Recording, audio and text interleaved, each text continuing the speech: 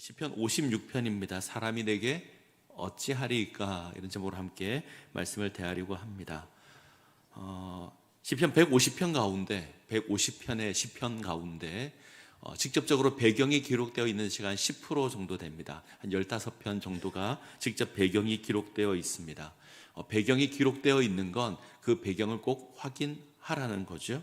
그래서 표제를 보게 되면 다윗의 믹담시 인도자를 따라 요낫 엘렘 르호김에 맞춘 노래, 다윗이 가드에서 블레셋인에게 잡힌 때에, 배경이 언제냐면 다윗이 블레셋 가드에서 블레셋 사람에게 잡힌 때, 다윗이 블레셋으로 내려간 건 2번 정도 됩니다. 아마 그 첫 번째가 여기에 해당될 것 같습니다. 사울을 피하여 광야를 도망하던 다윗이 블레셋으로 갑니다. 우리의 입장에서는 다윗이 어떻게 이스라엘의 원수인 블레셋 땅으로 갈 수 있는가, 이렇게 의문을 표할 수 있지만 좀 다르게 표현하면 그 정도로 다윗의 상황이 어렵다는 겁니다. 실제 다윗이 블레셋으로 피했을 때 사울이 다윗 쫓는 것을 멈춥니다. 자, 그러면 문제가 해결되었을까? 다윗이 사울을 피해서 이제 블레셋으로 내려가면 문제가 해결되었을까? 아닙니다. 블레셋에서 새로운 문제가 발생합니다. 인생이 그런 것 같습니다. 고난 하나 넘어가면 이제 끝났구나 생각하는데 또 다른 고난이 옵니다. 새로운 고난이 우리를 기다리고 있습니다. 요즘 제가 드라마를 하나 봅니다. 오랜만에 드라마를 보는데 태풍 상사라는 드라마가 있더라고요. IMF 때 그 어려운 과정에서 그걸 극복해내는 영화인데, 고난 하나를 넘어가면 또 다른 고난이 옵니다. 드라마라서 그럴 수 있지만 실제 우리 인생이 그렇습니다. 하나를 피하면 또 다른 인생이 어김없이 우리에게 옵니다. 다윗이 블레셋으로 피했을 때 이스라엘과 블레셋은 원수 관계였습니다. 원수 관계이기에 다윗이 피하면 사울이 찾지 못하죠. 그래서 피했습니다. 이때 다윗이 피한 블레셋의 도시가 가드입니다. 가드는 블레셋 도시 가운데 가장 큰 도시, 우리로 말하면 수도에 해당하는 그런 도시입니다. 가드 왕이 볼 때 자신의 원수인 사울이 다윗을 죽이려고 합니다. 원수의 적은 나의 친구다, 이런 말이 있죠. 그래서 이런 생각으로 다윗을 환영했던 것 같습니다. 근데 문제는 블레셋의 신하들은 생각이 조금 달랐습니다. 얼마 전까지만 하더라도 다윗은 블레셋과 싸웠던 이스라엘의 장수였습니다. 사울이 죽인 자는 천천히요, 다윗이 죽인 자는 만만이다, 이런 고백이 있을 정도로 다윗은 블레셋 사람을 많이 죽였습니다. 더구나 다윗이 죽인 블레셋 장수 골리앗이 이 가드 출신입니다. 가드 사람 입장에서는 다윗이 자신들의 원수이겠죠. 자신들의 영웅을 죽인 원수, 이 다윗이 지금 블레셋 땅에 와 있는 겁니다.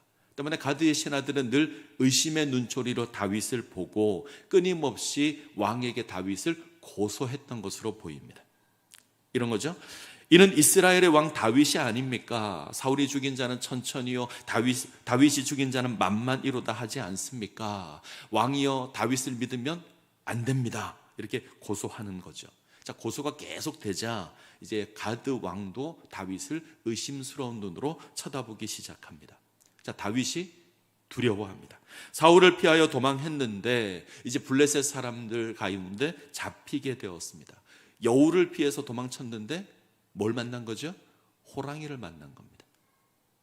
다윗의 마음에 두려움이 가득합니다. 원수 땅에서 꼼짝없이 잡혀 죽게 되었습니다. 이때 성경을 보면 다윗이 미친 짓을 하죠. 미친 척합니다. 수염에 침을 질질 흘리고 벽을 긁습니다. 미치광이가 됩니다. 이것으로 목숨을 구합니다. 생명을 보존합니다. 아마 이때가 배경인데, 아마도 시편 56편은 이 블레셋 사람들의 의심을 받고 있을 때, 블레셋 사람들의 고소를 받고 있을 때 그때 지은 것으로 보입니다. 가드 왕과 이 왕의 신하들이 다윗을 의심스러운 눈으로 보고 있을 때 그때 지은 시입니다.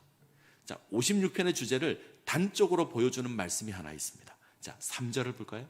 3절 같이 읽겠습니다.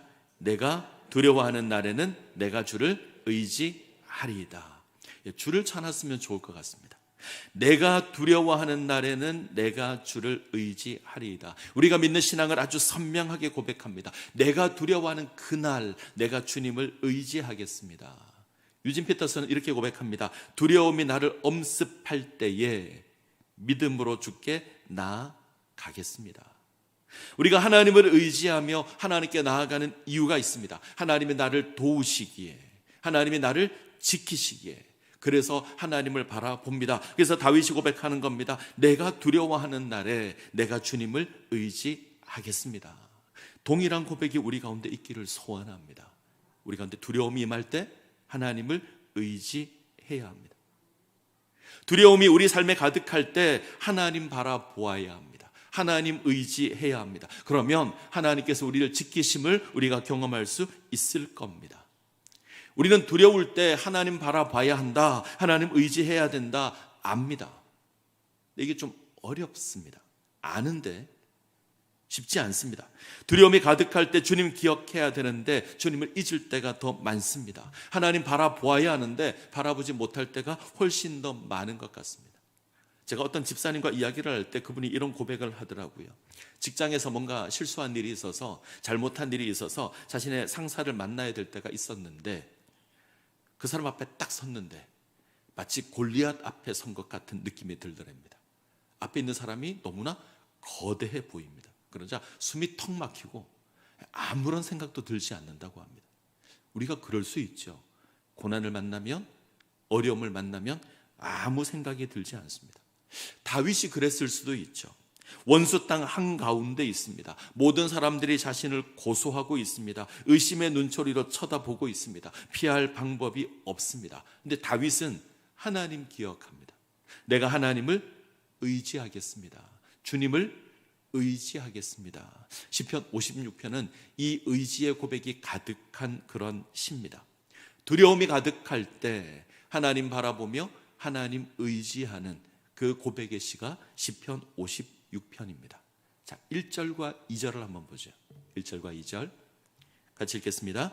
하나님이여 내게 은혜를 베푸소서. 사람이 나를 삼키려고 종일 치며 압제하나이다. 내 원수가 종일 나를 삼키며 나를 교만하게 치는 자들이 많사오니. 하나님이여 내게 은혜를 베푸소서. 이 고백으로 시가 시작됩니다. 원수로 말미암아 삼켜질 것 같은 그런 위기 속에서 시인은 하나님의 은혜를 사모합니다. 자, 1절 2절을 잘 보시면 반복되는 단어가 있습니다. 한번 찾아보시죠. 종일, 그죠? 종일이 반복됩니다. 1절에 나를 삼키려고 종일 치며, 2절에 종일 나를 삼키려 하며, 그리고 5절을 가면 종일 내 말을 곡해하며. 원수가 종일토록 나를 압제합니다. 번역을 좀 바꾸면 날마다 나를 압제합니다. 이 블레셋의 신하들이 매일매일 왕에게 가서 다윗을 고소했던 것 같습니다. 날마다 고소합니다. 한순간도 경계를 늦추지 않았던 것 같습니다. 사방에 감시 카메라가 있어서 나를 감시하는 것 같습니다. 사울을 피하여서 어쩔 수 없이 도망쳐 왔는데 더 큰 어려움 가운데 놓인 겁니다. 자, 종일이라는 말과 함께 반복되는 표현이 하나 더 있는데 원수가 나를 치려고 합니다. 이 말도 반복됩니다. 13절까지 있는 시인데 4번 반복됩니다. 원수가 나를 치려고 합니다. 원수가 나를 삼키려고 합니다. 종일토록 원수가 나를 치고 종일토록 원수가 나를 삼키려고 합니다. 다윗이 인생의 사망의 음침한 골짜기가 가득하지만 그 가운데 가장 힘든 시기 하나 뽑으라면 아마 이때가 될 겁니다. 두려움의 때입니다. 왜 두렵죠? 두려움이 우리를 감싸게 되면 우리가 잘못된 선택을 할 가망이 많습니다. 너무 급박한 상황이 되면 잘못된 선택을 할 가망이 많습니다. 사람이 어려운 환경에 놓이게 되면 지푸라기라도 붙들어야 한다, 이래서 잘못된 선택을 합니다. 자, 기억해야 될 건 두려울 때는 선택해야 되지 않고요, 두려울 때는 기도해야 합니다. 두려울 때는 선택하는 것이 아니라 두려울 때는 기도해야 합니다. 다윗이 이렇게 고백합니다. 내가 두려워하는 날에는 내가 주를 의지하리이다. 이 고백이 우리의 고백이 되기를 간절히 소원합니다. 아멘. 자, 원수가 나를 압제한다는 고백이 4번 정도 나오는데 이 고백보다 더 많이 등장하는 고백이 하나 있습니다. 내가 하나님을 어떻게 하나님 바라보는가, 하나님 의지하는가 살펴보려고 합니다. 자, 첫 번째는 하나님의 말씀을 기억합니다. 다윗은 고난의 때에 하나님 말씀 기억합니다. 두려움의 때에 말씀을 기억합니다. 56편의 특징은 내가 하나님 의지하겠습니다 라고 고백할 때마다 하나님의 말씀이 언급된다는 겁니다. 자, 4절을 먼저 한번 볼까요? 4절 같이 읽습니다. 내가 하나님을 의지하고 그 말씀을 찬송하올지라. 내가 하나님을 의지하였은즉 두려워하지 아니하리니 혈육을 가진 사람이 내게 어찌하리이까. 자, 10절 같이 읽습니다. 내가 하나님을 의지하여 그의 말씀을 찬송하며 여호와를 의지하여 그의 말씀을 찬송하리이다. 하나님 의지하겠습니다. 내가 하나님 말씀 사모하겠습니다. 같이 있습니다. 나란히 있습니다. 다윗은 하나님 말씀 사모하는 것으로 하나님 의지합니다. 하나님 의지할 때 하나님 말씀 바라봅니다. 성경에 나와 있는 많은 인물 가운데 누구보다 하나님 말씀을 사모했던 사람 다윗입니다.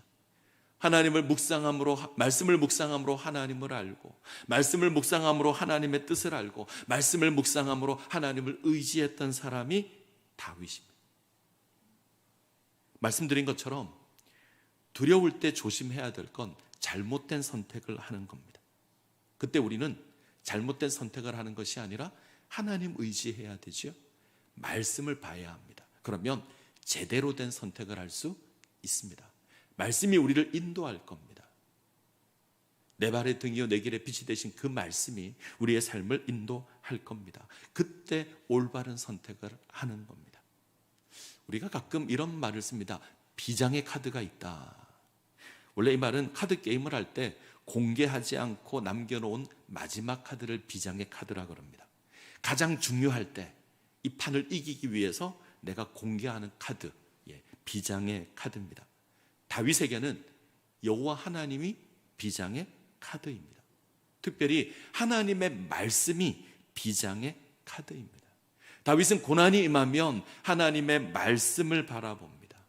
말씀을 기억합니다. 하나님을 찾습니다.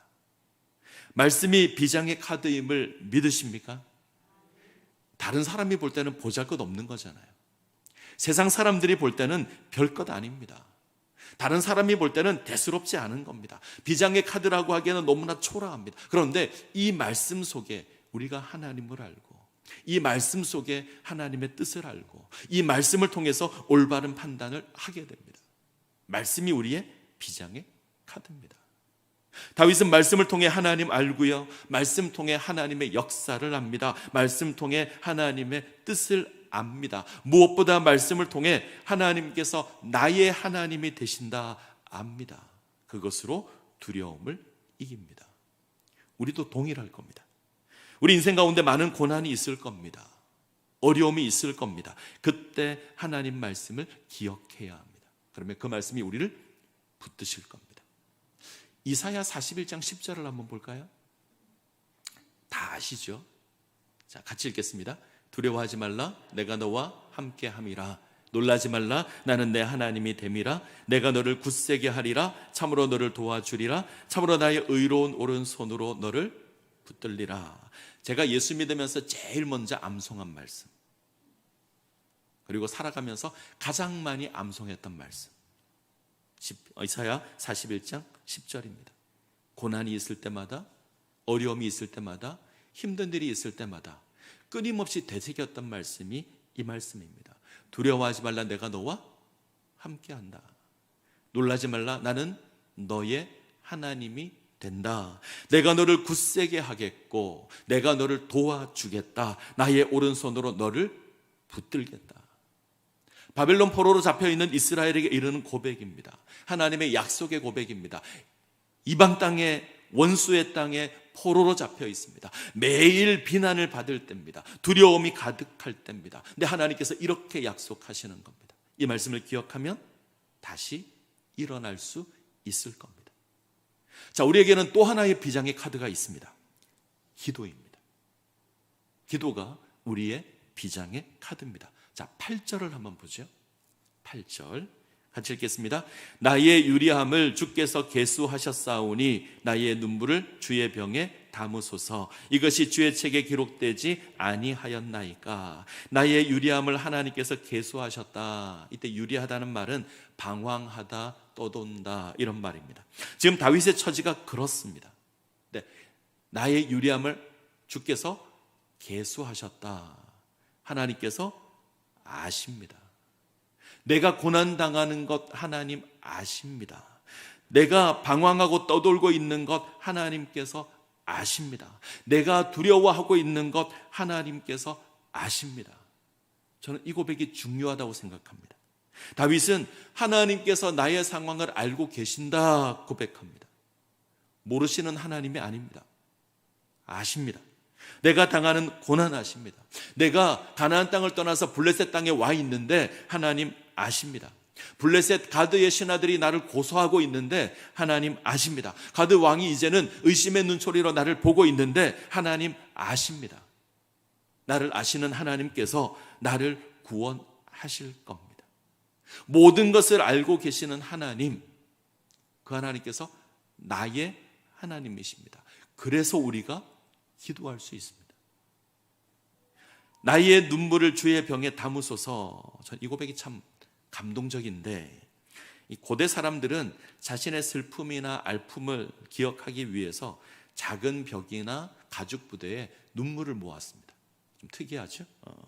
누가복음 7장을 보면 죄지은 여인이 예수님께 와서 눈물로 발을 적시고 머리털로 닦고 향유를 붓는 사건이 있는데, 이때 눈물로 발을 적시다 이 말은 이 모아놓은 눈물병을 가지고 와서 부은 겁니다. 지금 다윗이 자신의 눈물을 하나님의 병에 담아주실 것을 기도합니다. 나의 이 고통을 기억해 달라는 겁니다. 지금 내가 당하고 있는 이 고통과 이 두려움 하나님께서 아시고 기억해 달라는 겁니다. 우리가 기도하면 하나님 들으시고 응답하실 겁니다. 자, 이제 9절을 보죠. 9절 같이 읽습니다. 내가 아뢰는 날에 내 원수들이 물러가리니 이것으로 하나님이 내 편이심을 내가 아나이다. 멋진 고백이죠. 저는 이 고백을 이렇게 읽었습니다. 이렇게 읽고 싶어서 표시를 한번 해봤는데, 내 원수 앞에 가로를 치시고요, 이것으로 뒤에 가로를 치는 겁니다. 그럼 이렇게 되겠죠. 그 부분을 빼면 내가 아뢰는 날에 하나님이 내 편이심을 내가 아나이다. 내가 기도할 때 하나님이 나의 편이라는 거 압니다. 내가 기도할 때, 하나님 부르짖을 때, 하나님 찾을 때 하나님이 나의 편이구나, 그때 압니다. 그래서 기도하셔야 합니다. 하나님 어디 계십니까? 이렇게 물을 것이 아니라 기도하셔야 합니다. 그러면 하나님이 나의 편이다 압니다. 하나님이 잘 확인되지 않을 때가 있습니다. 하나님 잘 보이지 않을 때가 있습니다. 하나님 정말 나를 아는 것인지, 정말 나와 함께 하는 게 맞는 것인지 의문이 생길 때가 있습니다. 그때 기도하셔야 합니다. 기도하면 하나님이 나의 편이라는 거 압니다. 아멘. 이게 다윗의 고백입니다. 그리고 내리는 결론이 있습니다. 자, 4절을 볼까요?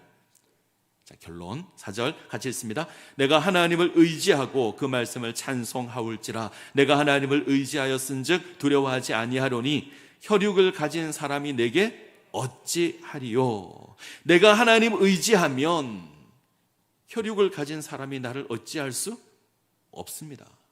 하나님이 나의 편이면 사람들이 나를 어떻게 할 수 없습니다. 하나님이 나를 위하시면 그 누구도 나를 이길 수 없습니다. 똑같은 고백이, 같은 의미의 고백이 11절에도 나옵니다. 11절 볼까요? 11절 같이 읽습니다. 내가 하나님을 의지하였은즉 두려워하지 아니하리니 사람이 내게 어찌하리이까. 사람이 내게 어찌하리이까. 오늘 설교 제목입니다.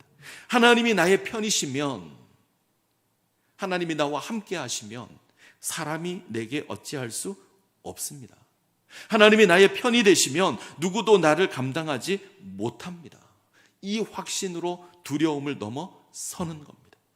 자, 이 고백을 사도 바울이 그대로 인용합니다. 로마서 8장에서요. 자, 로마서 8장 31절 같이 읽겠습니다. 그런즉 이 일에 대하여 만일 우리가 무슨 말을 하리요? 만일 하나님이 우리를 위하시면 누가 우리를 대적하리요? 그런즉 이 일에 대하여 우리가 무슨 말을 하리요? 만일 하나님이 우리를 위하시면, 하나님이 나의 편이시면 누가 우리를 대적하리요? 하나님이 나를 위하시면, 하나님이 우리를 위하시면 누가 우리를 대적하겠습니까? 원수 마귀가 죄로 우리를 위협할 수 있습니다. 우리를 고소할 수 있습니다. 그런데 하나님이 우리 편이면 아무 문제 없을 겁니다. 하나님이 나를 인정해 주시면 아무 문제 없을 겁니다. 하나님이 나를 안아서 보호해 주시면 어떤 두려움도 우리를 삼킬 수 없을 겁니다. 아멘. 하나님이 나의 편이면 아무 문제 없습니다. 자, 로마서 8장 마지막 38절 39절.